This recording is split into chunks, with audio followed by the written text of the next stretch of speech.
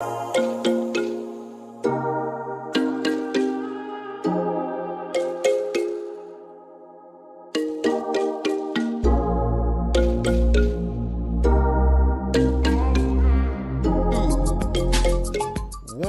back to the Culturally Distinct Podcast, guys. I thank you guys for tuning back into the show. It's your boy, DJ KO. I'm back with you. It's the holiday time. And look, Christmas is in a couple of days, so I want you guys to be safe out there. Please be safe because the people out here are crazy.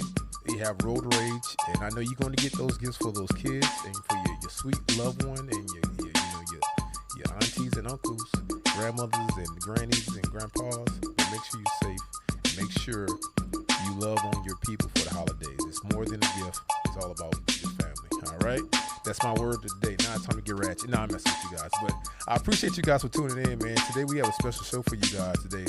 What us as individuals, when I say us, I mean black as individuals, what spaces that we're going into right now. I'd like everybody to welcome to the show, Mr. Phillip Yates. Hey, what's going on, DJ? Thank you for the invite to the Culturally Distinct Podcast. Yes, sir. Looking forward to getting connected with your fans, your audience, your followers, and really having a good conversation. Yes, sir. Yeah. So I appreciate you coming, first and foremost. So Mr. Yates, I'm going to call you Mr. Yates. So you want me to call you Phil? Which one? Just call me Phil. Well, yeah. I'm just saying, man, you know what I'm saying? A brother with a high prestige and class like yourself, I got to be respectful, you know what I'm saying? You're not doing your government name. You're doing DJ KO. I was going to say, call me Little Phil. Oh, Little Phil. Yeah, I'm going to be Little Phil for the rest of the podcast. Little all right? Phil, all right. I can just lay back, all right? That's it. That's cool. So, Little Phil, let me look. That sounds so weird, right? Little Phil. So look, Phil. I'm going to say Phil. That's Phil. Here we right? go. Phil. Right. So, Phil, tell the people exactly where you're from. Yeah. From A-Leaf, actually. Houston, Texas. Born and raised. Okay. Family's from Pittsburgh. So I always tell people, by way of Pittsburgh, I'm from Houston, but spent my entire life in Texas. Okay. Went to school in Stephen F. Austin out there in Nacogdoches, Texas. Yeah. Came back, was fortunate enough to go to a nice law school in Thurgood Marshall, HBCU. Yes, sir. I got to shout that out. I got to shout that out. I got to shout out HBCU because, that's like the foundation of a lot of people's careers. Absolutely. Yeah. I mean, you look at people's careers and then even look at like some of our services, like whether it's engineers, nurses, doctors, or attorneys, like that's the training ground for our community. Yes. So, I know we have a lot of talk about the whole situation with Jackson State and Deion Sanders. And I think everybody has their own reservations, but the main thing is Deion has ignited a conversation. Now it's up to us to follow up and follow through and support our HBCU. So every chance I get, I shout out Texas Southern University. That's dope. Hold on, why you doing that? I gotta do something on camera. Since you said that, I gotta turn my hat around. I just gotta turn my hat around. I just since we're in the HBCU mood, you know what I'm saying? So actually, I'm not gonna talk about that. I went to the LSU Southern game. Okay. Yeah, but y'all's band did amazing. Yeah, well, we lost, but it was good. The band did amazing. I'll just leave it there. All right, we're gonna stay positive today. Yeah. So Phil, so I know that you're an attorney here in Houston. First of all, what made you leave a place like A-Leaf, right, and become an attorney? Because statistically, we as black men, we leave because A-Leaf. Well, let's see. During that time, was A-Leaf a real bad situation, like a bad area? Yeah. So when my parents first moved there, early '80s, it was the place to go if you were trying to be in the suburbs. Okay. Maybe the crack epidemic. Yes. So late '80s, Reagan, Bush era. That's when you started seeing the change, just like it did across America. Mm-hmm. And so for the most part, gangs, drugs. You saw we had the same career paths that probably every black man will talk about. Whereas either A, you're going to be an athlete, B, you're going to be a hip hop artist or a rapper, or C, you're going to be in a gang and sell drugs. And I tell people, for me and my brother and my sisters, we kind of checked out all those boxes.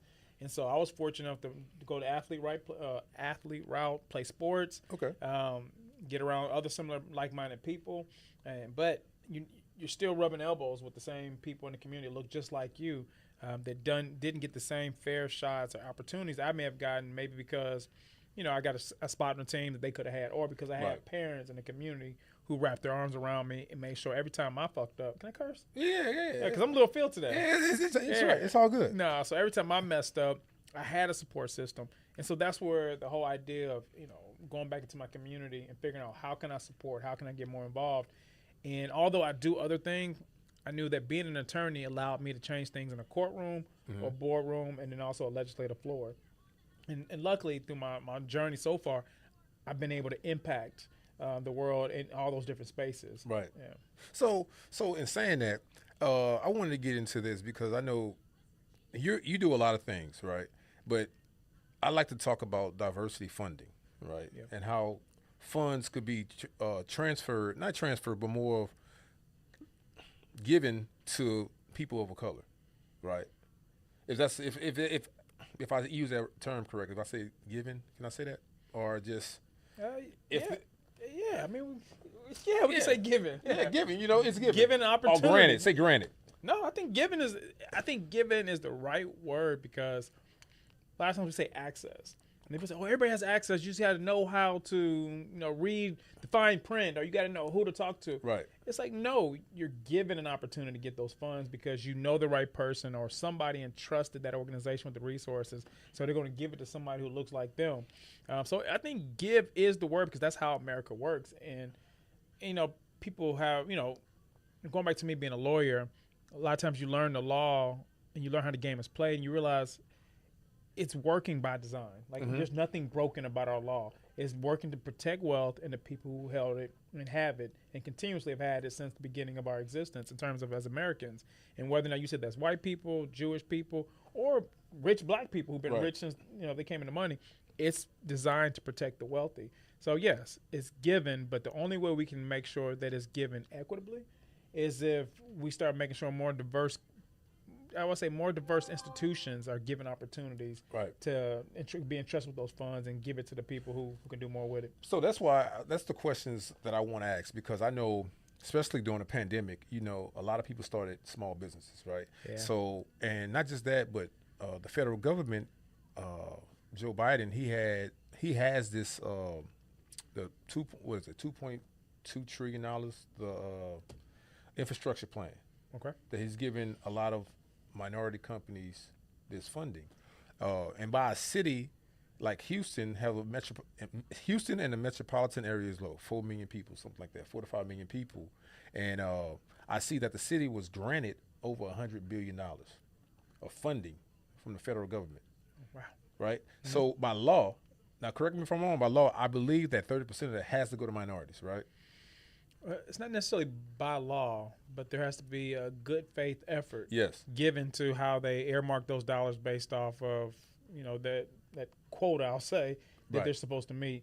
I think the issue I've seen and how, even one of the plights or things I've tried to get involved with in entrepreneurship is that we're not always ready to receive those funds. Yes. And so kind of like, during the pandemic, you mentioned the pandemic, and, the federal government issued all those CARES Act dollars. Yes. And so they were doing PPP loans. They were doing the EIDL grants. I mean, there was money basically being thrown into the business community because they were trying to, jumpstart their economy. Right.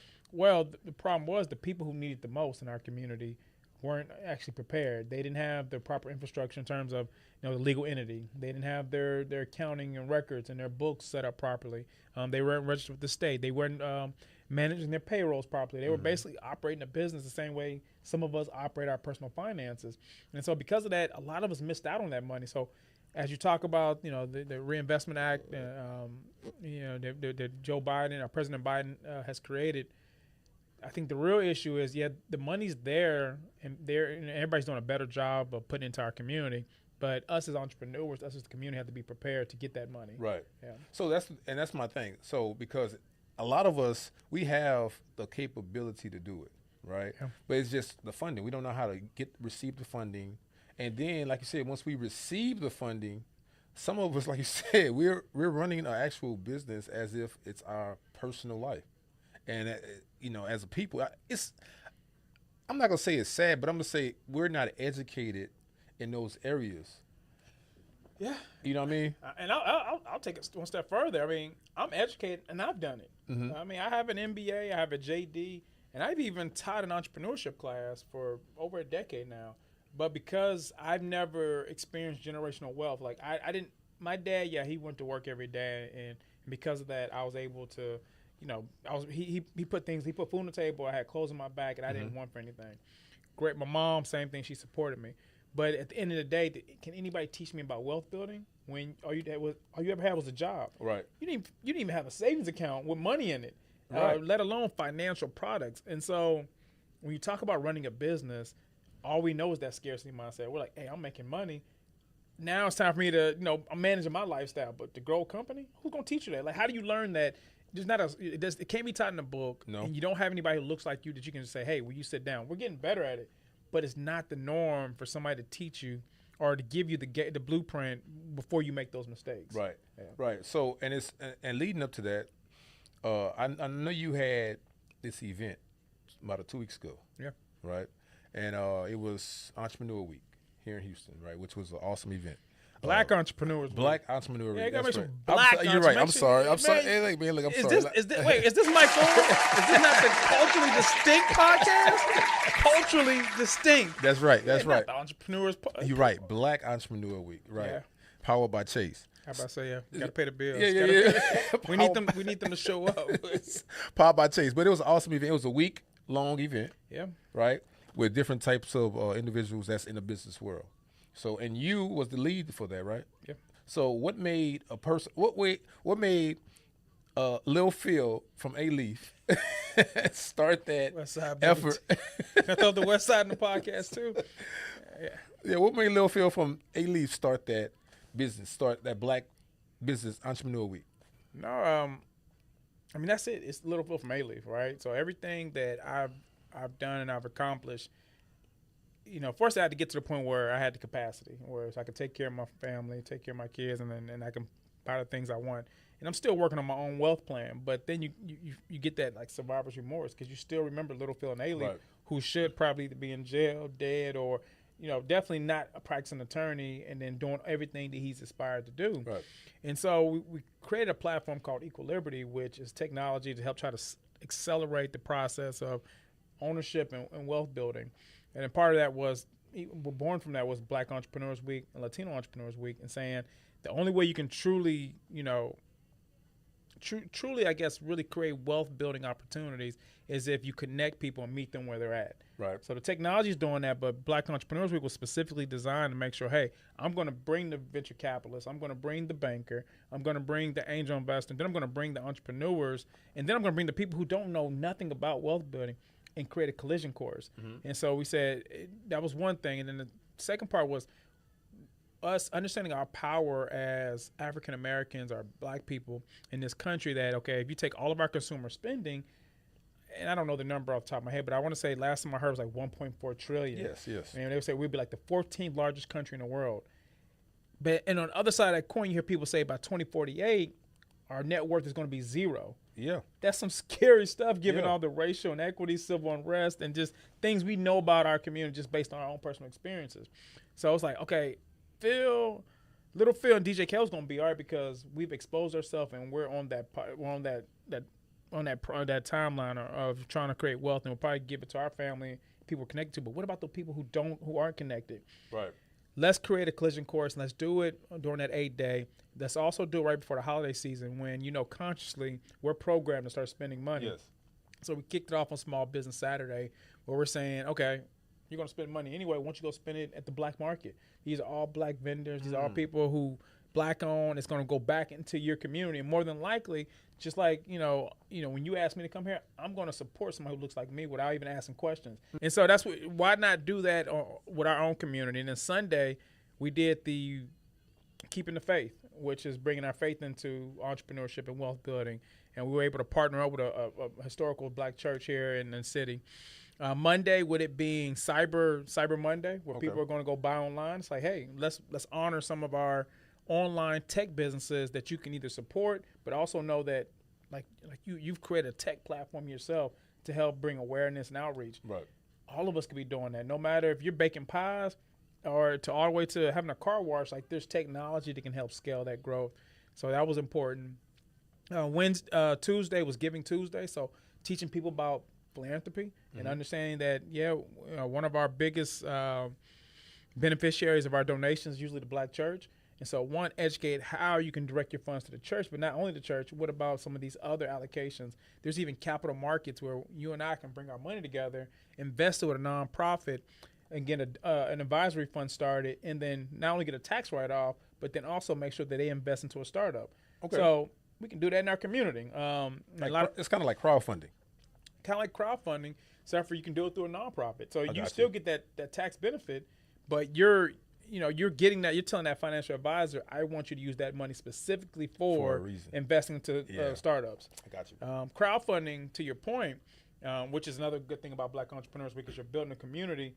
At some point, I would like to see us figure out how we can use our capital and aggregation and like say, hey, you know what? There's a dope podcast that we know is getting the word out. Why don't we all put some money into it so that they can increase its frequency or increase the outreach? Or there's a cool tech platform. So whatever the case may be, I do think pulling our resources together is in the game plan. Friday, we had our first FinTech Banking Wealth Building Forum over at the ION, the Tech and Innovation Hub, which for any of your listeners that are in Houston, definitely recommend they go down to the ION to get connected to technology and other resources.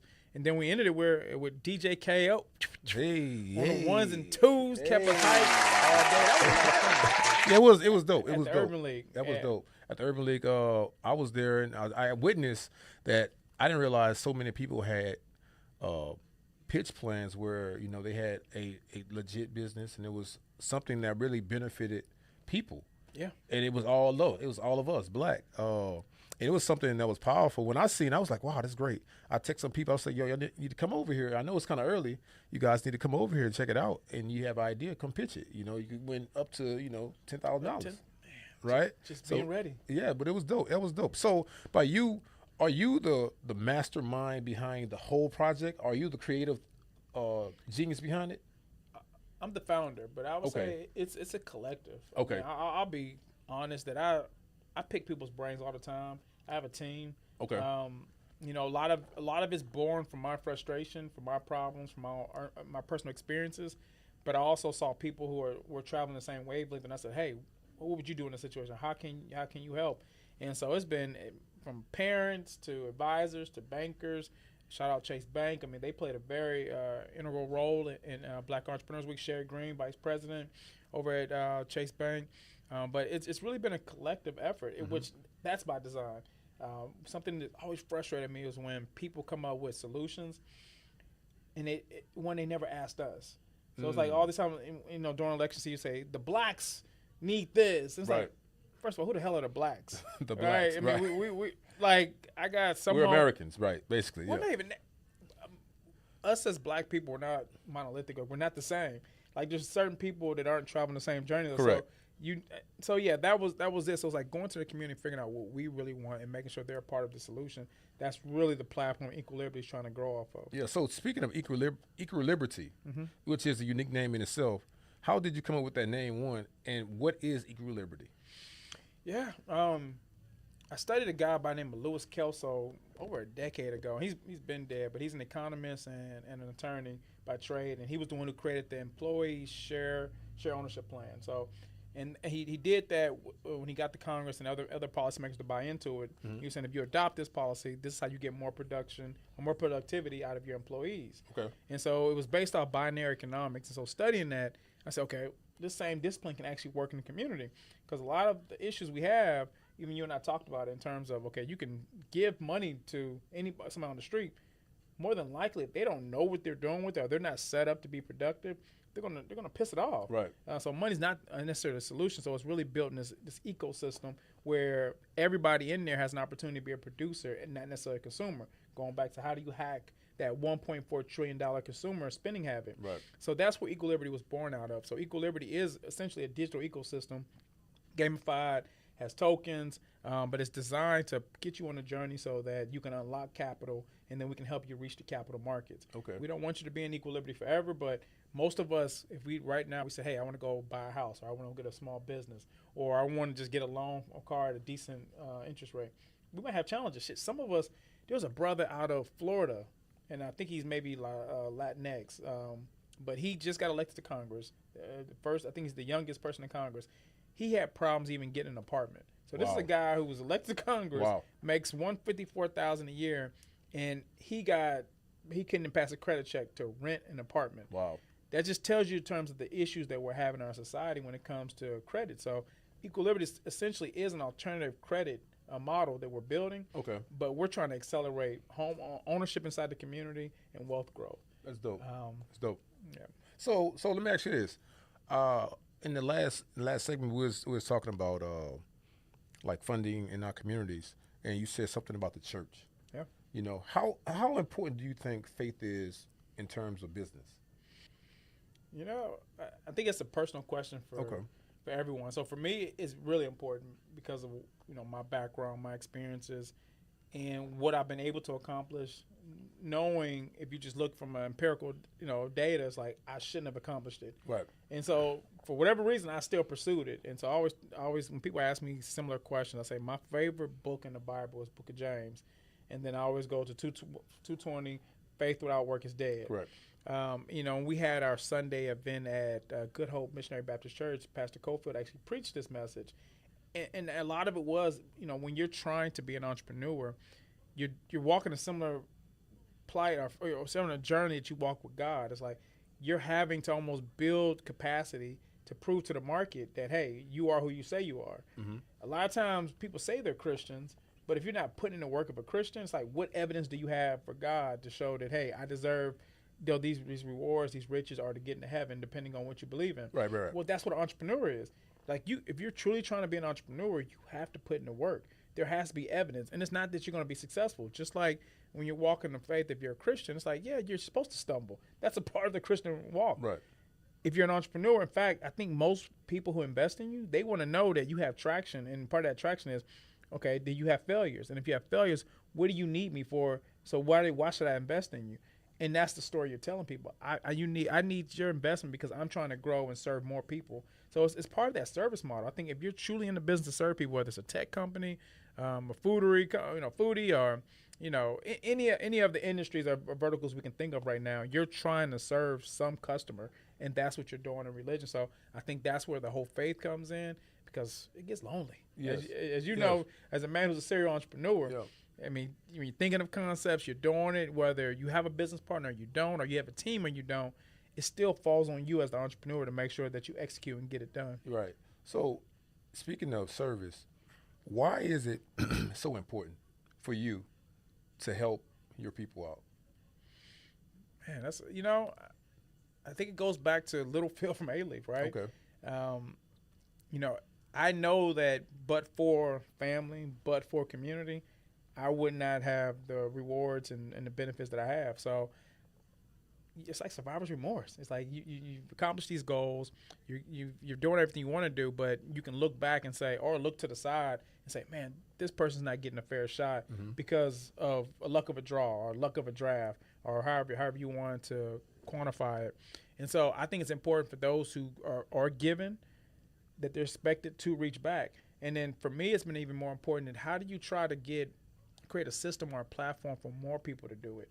And so the work I've done, like at the nonprofit, the Houston Area Urban League, create a program where it's like, after you go through this and you start your business, why don't you come back and mentor somebody? Right. Equal Liberty is designed the same way. Black Entrepreneurs Week is designed the same way. How I raise my family. So everything for me is about, okay, not only should I be a leader, but how do you convince other people to go back so that we can, let's try to move the needle forward so that in 400 years later, we're not having the same conversation. Right. So that's really it. It's important because it's where I come from. It's what I am. This is my DNA. So Jay-Z got a quote, right? You know Jay-Z, of course. Yeah. Jay-Z got a quote. He said he measured his success by not how much he had, but how much everybody around him had. If they had just enough as him, just as much as him, he considers himself successful. Because now, if I need a loan, or if I have a bad break, I can go to my friend. He's on the same level as me for his financially, mentally, business sense, savvy. Yep. I could just go right here. Yo, versus me going to a bank. He said, that's how you measure success. And I said, that makes a lot of sense.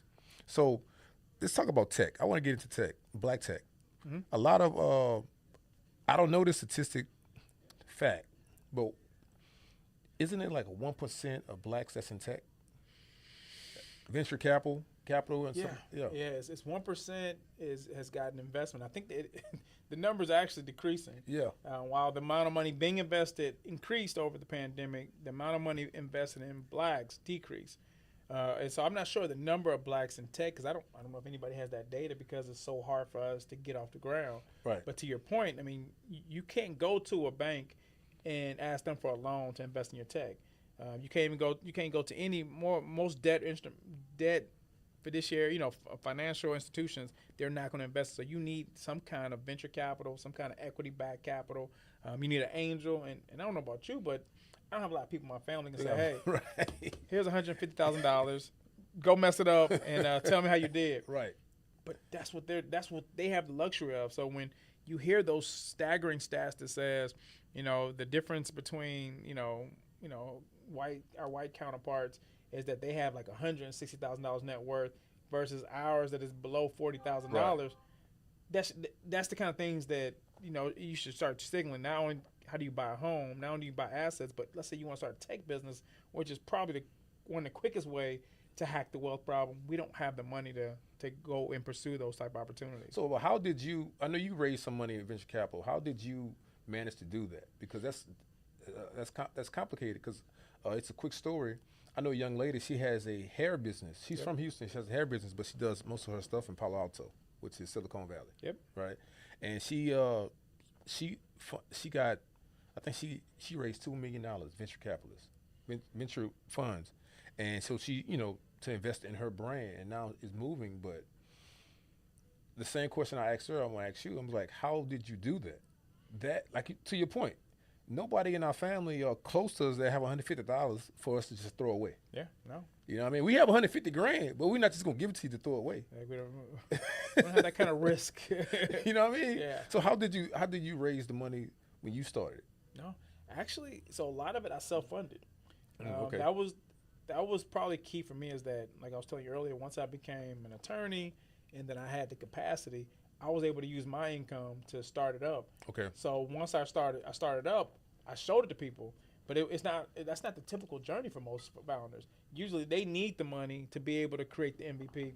I use my own money, but fortunately also because I'm older now, so with some of my family members, they pass down money. So with some of my friends, some people in the ecosystem. So I was able to build the MVP and then go to people because I had a more mature ecosystem. But that's not ordinary. It's not Right. ordinary for an attorney still practicing to dual task. Because then you talk about the other issue is like you probably heard people say the black tax, where you put all this pressure on one person, they die, and you hit the reset button. Well, that's kind of what I'm taking that kind of risk out there. Like, it's not healthy to do all that, and then one client leaves me or one main client leaves me, and now my family's starving, all because I tried to pursue a dream over here. Right. When other communities they have that luxury. So that was one way I did it. I was able to use my own capital, go to my soft network. Second piece, I started a venture capital fund with some co-founders, and fortunately at that time you had the civil unrest with George Floyd, Mm-hmm. and you just had a whole bunch of other initiatives. So different corporations started committing capital to different things in terms of for racial equity. Well, Bank of America had committed X amount of dollars for fund managers of color, and so we were at the right place at the right time where they committed 1/3 of our fund. And so we had an anchor investor for venture capital that now we get to invest in other startups. And so that happened at the end of actually this time last year. But now we're still trying to raise that fund, trying to close it out. But once we close it out, now we'll be the ones writing the checks to founders that look like you and I. Right. But that's thanks to Bank of America and their racial equity commitment. So those are two ways I raised capital. One was through a bank, through a racial equity commitment. The other one, self-funded, and then went to my friends and family. But again, that's because it was a more mature community. So how do because from how you said that, in my mind, my brain is scattered. Me too. Not for as I'm saying, me too. like it's like it's like how do you do all that? Practice as an attorney. Yeah. Right. Still try to maintain information, get knowledge, build some things over here, still run some opportunities over here, be on some boards over here, and still try to raise funding for venture capital? Still try to raise kids. And kids. Yeah. And be a husband. How Yeah. you do all that, man? Yeah, I'm a dirtbag husband. No, I'm joking. That's probably where I'll start. I have an amazing wife. Okay. And so she supports me in everything. So it's easier when you have a partner at home. Right. It's just kind of cheering you on. And obviously she has a leash, so she makes sure that I don't go too far. I always put my kids first, and so that gives me peace of mind when I leave the house, no matter what my responsibilities are. And then I have a good team on each of those each of those platforms. There's a team with Equal Liberty. There's a team with 1301 Ventures, the venture capital fund. In the boards, there's teams. So there's very few things that I do by myself, and that's something I learned at a young age. And anybody who's an entrepreneur, I tell them, I say, do not try to go it alone. That's important. When I first came out of school, I had a farmers insurance agency, and I thought I was big and bad. I was like, I had an MBA, and I looked through my books and created a business plan. And they gave my agency, started up, had a nice little suite, but didn't know shit. I mean, I knew marketing, I knew branding, I was able to sell people, but the operations of it, right, I struggled. Yeah.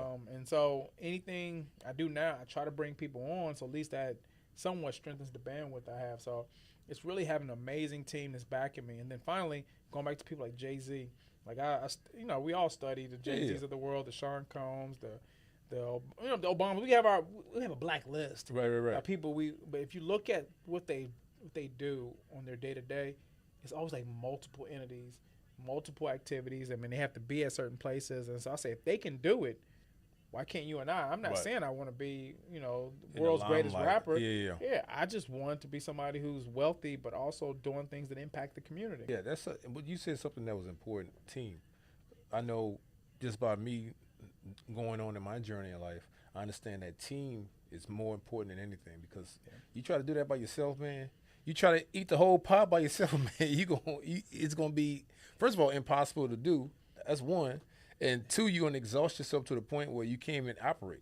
Those are two nuggets right there. That if anybody understands the whole pie analogy, you said there's so much truth in that. Like, you're going to make yourself sick. You can't eat the whole pie. You can't. It's impossible. Right. And then you're going to be too tired trying to figure out how you're going to cut it that you lose out. Right.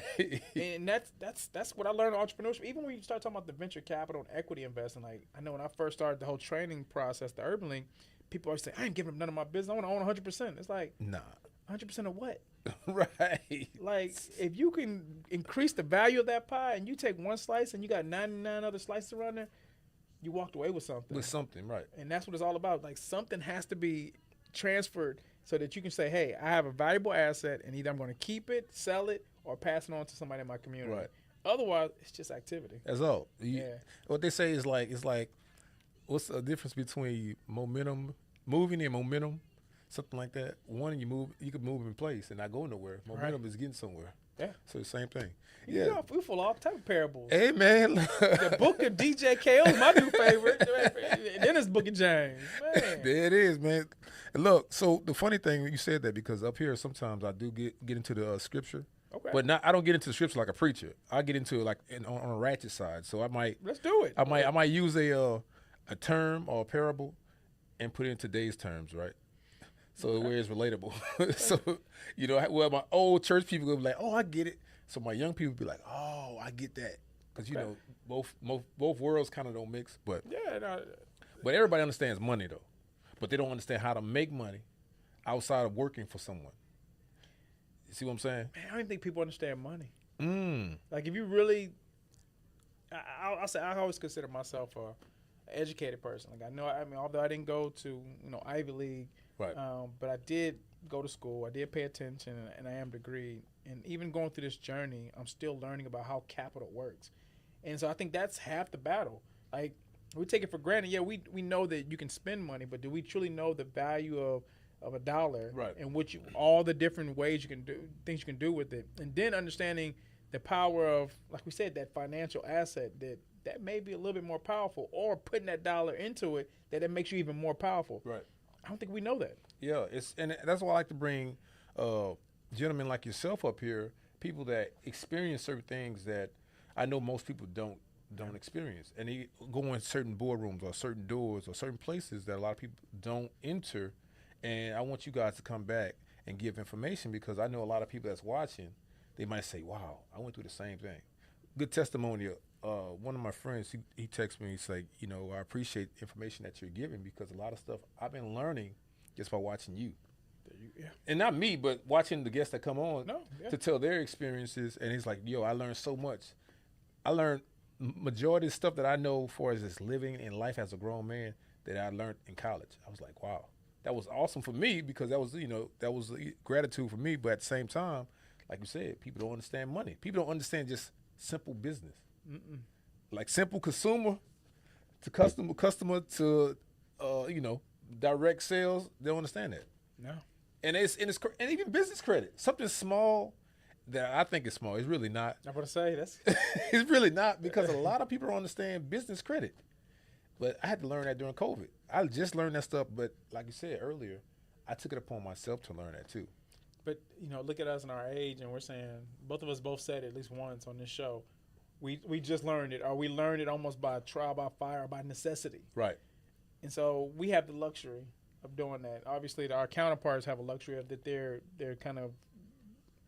raised in that type of environment. Right. So they're well versed. So what about the people who don't have access to your show? So I applaud you because you're creating a platform, and even if you're just getting somebody to think, like, damn, maybe I'm doing it the wrong way, or maybe I didn't think about that there is a right way to do it. Right. I don't think it's nobody wants to be poor and nobody wants to do it the wrong way. Correct. They just didn't know there was another way. Right. And so hearing you talk about it, hearing guests talk about it, I think it intrigues people the same way we all follow Jay-Z's quote. Jay-Z can say something right now and we're like, he said something about a cap table on his last song, and so many people were fascinated about cap tables. Mm-hmm. Well, ironic, I learned about cap tables because of venture capital, right. And then that's how you kind of break up the equity when you're doing for-profit companies for the most part, especially C corps.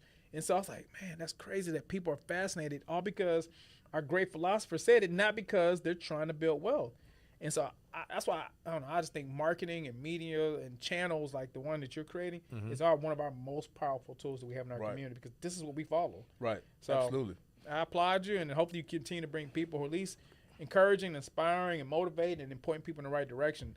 I didn't come prepared for any nuggets, so I apologize. Maybe I robbed y'all today, but I will continue to put out programs and platforms for people to get that knowledge. You did a great, awesome job.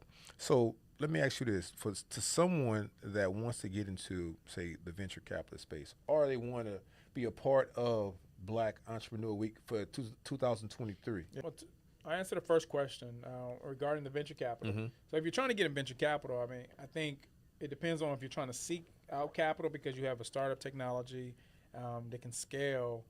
Then one, you need to work on your product, and so making sure that you're identifying a problem and that once you identify it, your product provides a solution. And then you want to find the cheapest, most efficient way to build your minimum viable product. So that's just no different than saying, hey, I'm going to solve a math problem, and then instead of using a calculator, I'm going to do it by scratch paper. That's a minimum viable product. Although we know in today's time, you can probably build an algorithm or Excel sheet, a calculator, or there's some other more faster, more efficient way to solve that math problem. But once you have that, then you start looking for venture capital because you have a proven concept at that point in time that people will invest in. And don't be afraid to ask for the money.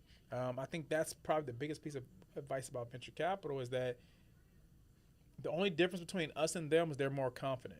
And so, I have an understanding you are going to be held to a same level of understanding that every entrepreneur is supposed to have, or founder. So get the knowledge, understand the lay of the land, understand the processes, but don't be afraid to say, hey, this is going to be worth billions of dollars. I'm seeking X amount of dollars in investment, and this I'm going to provide you with a return. So that's a simple blueprint, and it's being followed, and people are doing it. I followed it, and I'm already at my seed round now, where I'm trying to raise $8 to $10 million. Let alone $8 to $10 million. Come on, man. That's what I'm talking about, brother. So, and then the second piece, if you want to get involved in Black Entrepreneurs Week, go follow us. So blackentrepreneursweek.com is the website, but we are on all the social media platforms. So if you go to at Black Entrepreneurs Week, we'd love to follow us on Instagram. But once you add your name on the website, then we'll email you a submission form so that you can become a volunteer, a vendor. But most importantly, you'll stay up to date on information. Something we're going to try to do this year is have year-round events. Okay. So each quarter we will have an activation so that next time you hear from us, it won't be a year later. We want to make sure that at least you're getting, some people may not hear about it until now. Right. We want to give them what they need early on, and then they can culminate the experience at Black Entrepreneurs Keeping them Week. engaged. Yeah. Exactly. Right. Exactly. I got you. So yeah, go to blackentrepreneursweek.com. Follow me online, PJY at Equal Liberty or Equal Liberty Inc. Love to get to know and chat with any of your followers. And again, our main goal is to accelerate the wealth building process. And so if that people fall in line with that, we'd love to have them join our community. Okay, that's dope. Y'all heard it right there. Phil, look. Phil just gave y'all the key. I'm just letting y'all know, all right? So before we get out of here, I like to give a little small nugget before we get out of here. If you guys are seeking money for your passion, this brother right here, he can help you.